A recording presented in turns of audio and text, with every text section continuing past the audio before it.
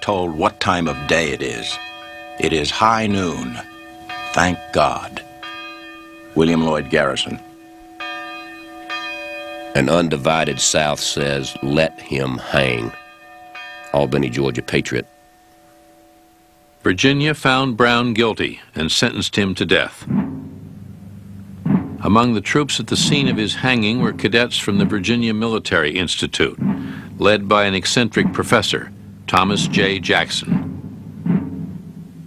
Also there was a private in the Richmond Greys, a young actor named John Wilkes Booth.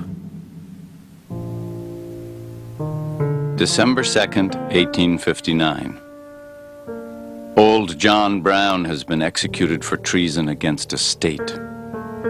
We cannot object, even though he agreed with us in thinking slavery wrong. That cannot excuse violence, bloodshed, and treason. It could avail him nothing that he might think himself right. Abraham Lincoln. Ralph Waldo Emerson likened Brown to Christ. Nathaniel Hawthorne declared, "No man ever more justly hanged." And Herman Melville called him the meteor of the war. Brown had said nothing from the gallows, but he did hand one of his guards a note. I, John Brown, am now quite certain that the crimes of this guilty land will never be purged away but with blood.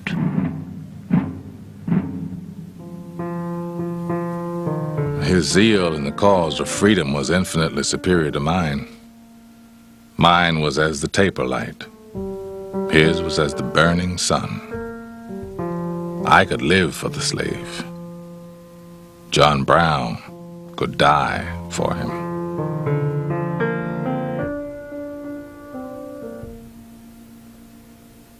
John Brown, very important person in history. Important for only one episode. Failure in everything in life. Except he becomes the single most important factor, in my opinion, in bringing on the war.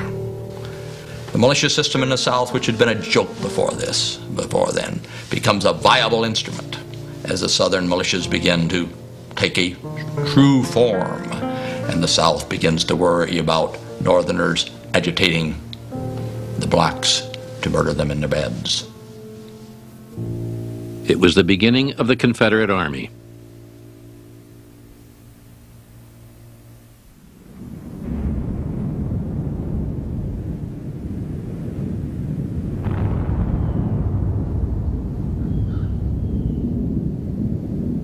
The feeling among the Southern members for dissolution of the Union is becoming more general.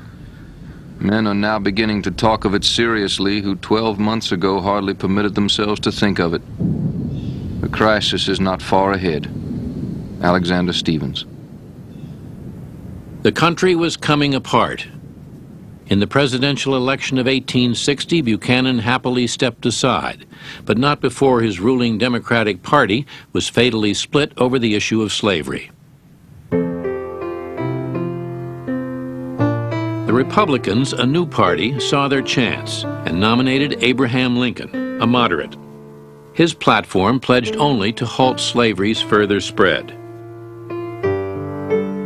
On that point hold firm as with a chain of steel.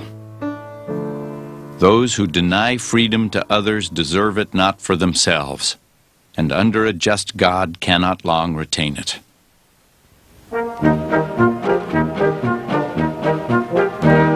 Radical abolitionists in the North complained that Lincoln's opposition to slavery did not go far enough.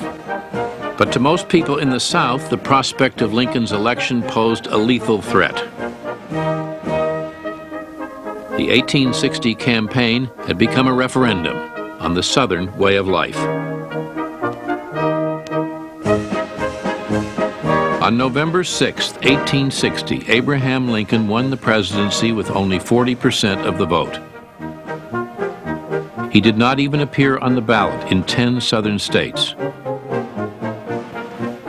The election of Mr. Lincoln is undoubtedly the greatest evil that has ever befallen this country. But the mischief is done, And the only relief for the American people is to shorten sail, send down the topmasts, and prepare for a hurricane. Richmond Whig. In the South, Lincoln was burned in effigy, and now the South Carolina legislature called for a convention to consider seceding from the Union. Southerners would have told you they were fighting for self-government. They believed the gathering of power in Washington was against them. When they entered into that federation, they certainly would never have entered into it if they hadn't believed it would be possible to get out. And when the time came that they wanted to get out, they thought they had every right. Southerners saw the election of Lincoln as a sign that the Union was about to be radicalized and that they were about to be taken in directions they did not care to go. The abolitionist aspect of it was very strong, and they figured they were about to lose what they call their property and faced ruin. Yet many Southerners thought secession was madness. South Carolina, one Southern politician wrote, is too small for a republic and too large for an insane asylum.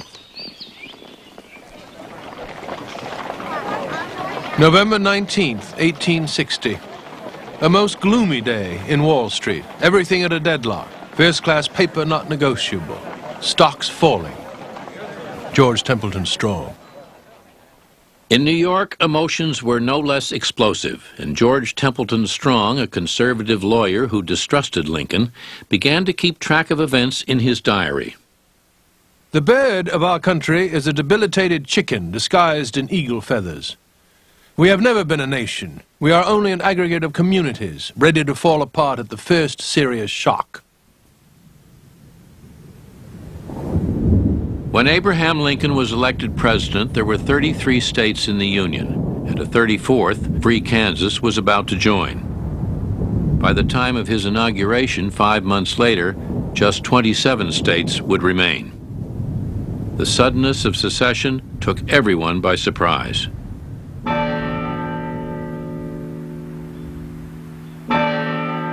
South Carolina led the way on December 20th. A bell in Charleston told the succession of departing states. Mississippi on January 9th. Florida on the 10th. Then Alabama, Georgia, Louisiana.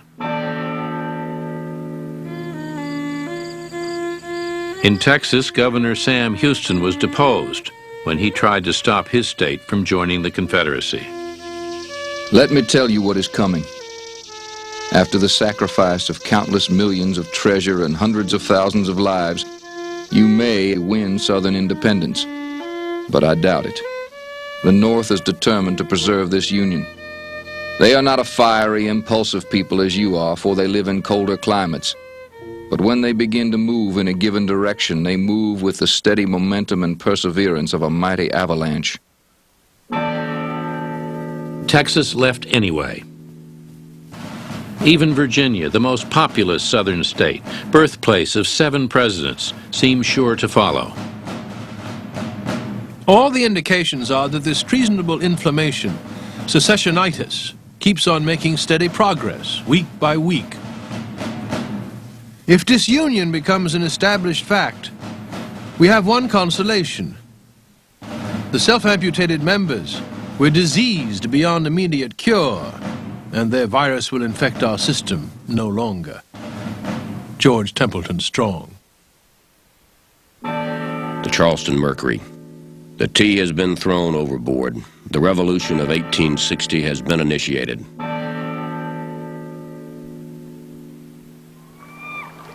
After South Carolina seceded, the handful of federal troops still stationed in Charleston withdrew to Fort Sumter, far out in the harbor. Their commander, Major Robert Anderson, said he had moved his men in order to prevent the effusion of blood. They were quickly surrounded by rebel batteries.